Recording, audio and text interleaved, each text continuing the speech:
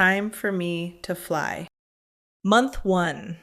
I noticed the little things. The way he checked his phone under the table, angling the screen away from me. The way his attention drifted mid-conversation, like something else always had a stronger pull. I told myself I was imagining it. After all, I had just started college. Everything felt new, unfamiliar, slightly off balance.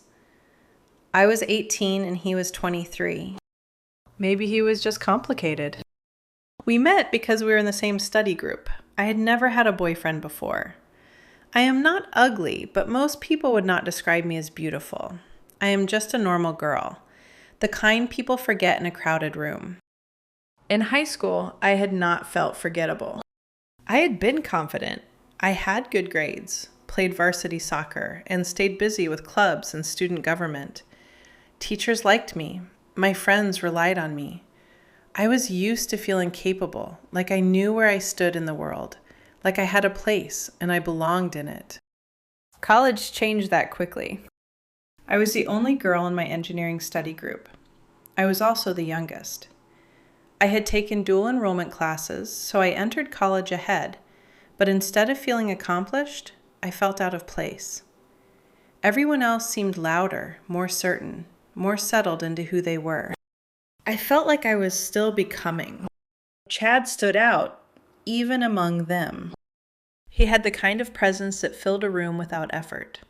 Athletic, tall, confident. He spoke and people listened. He joked and people laughed. He explained things in a way that made complicated concepts feel simple, like he was letting you in on a secret. To me, he looked like Captain America, as corny as that sounds. But it was more than that. When he talked to me, it felt like he saw me. Not just the quiet girl trying to keep up, but someone worth noticing, worth choosing. I never thought I would have a chance with someone like him, especially not as my first boyfriend.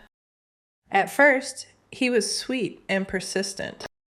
When I hesitated to give him my number, he smiled and said, "Engineers should take risks sometimes."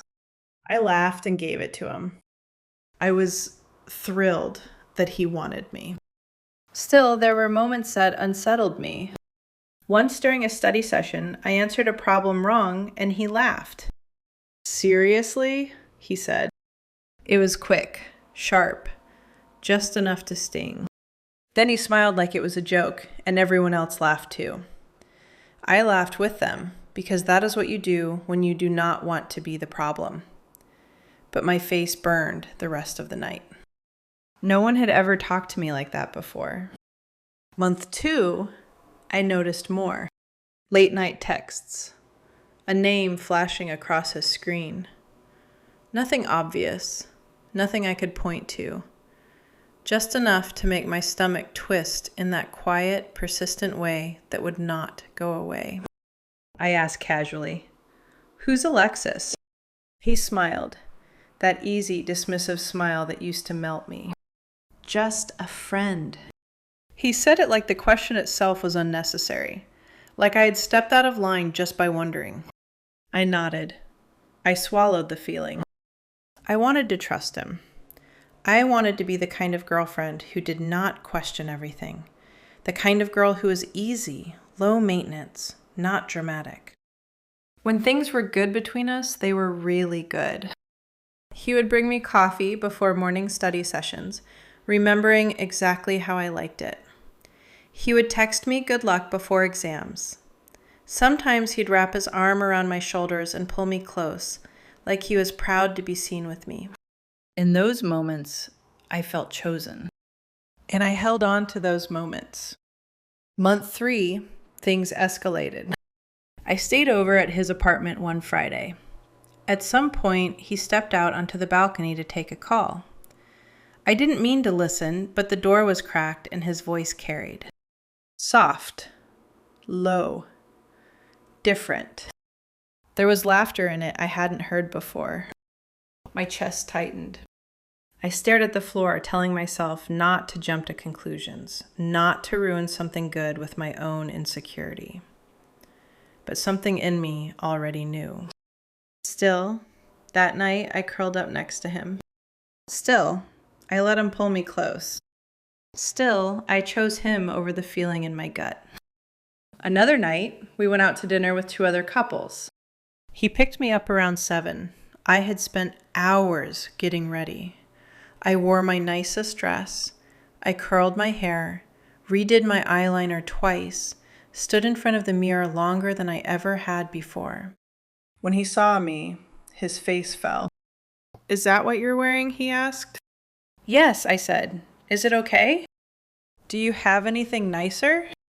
"Let me check," I said quietly. I went back inside and stared at my closet, blinking back tears.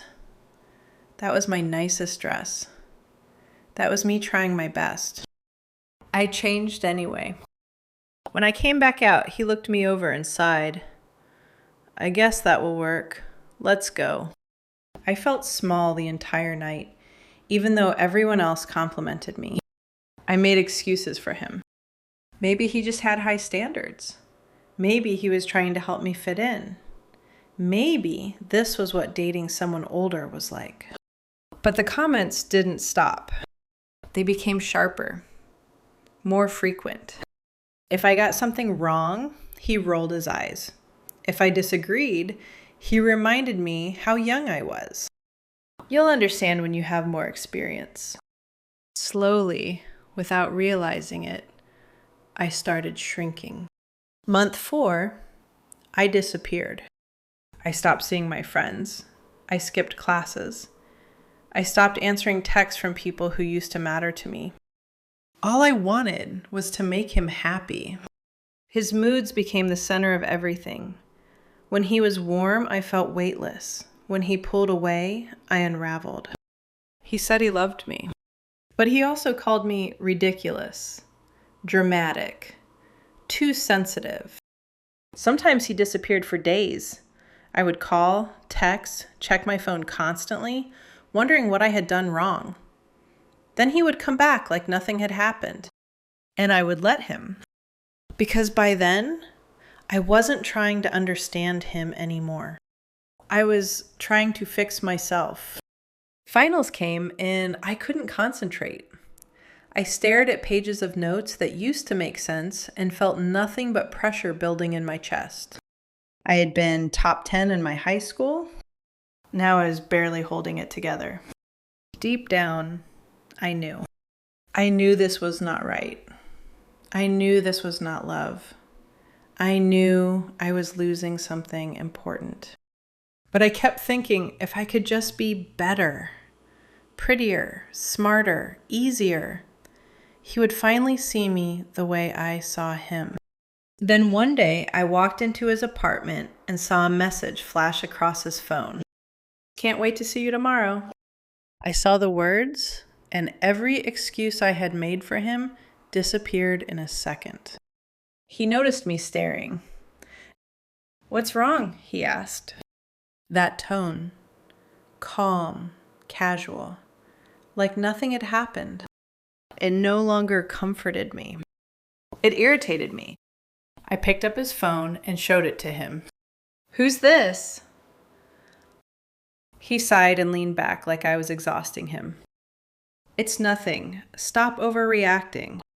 "It's everything," I said, my voice shaking but louder than I expected.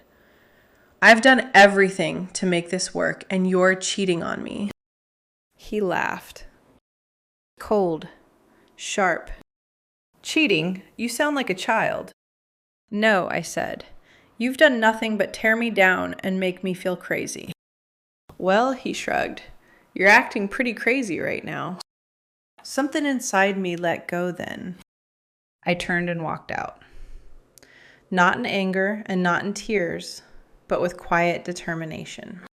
Outside, the night air hit my face, cool and steady. I took a breath that felt deeper than any breath I had taken in months. By the time I got home, he had sent 3 texts.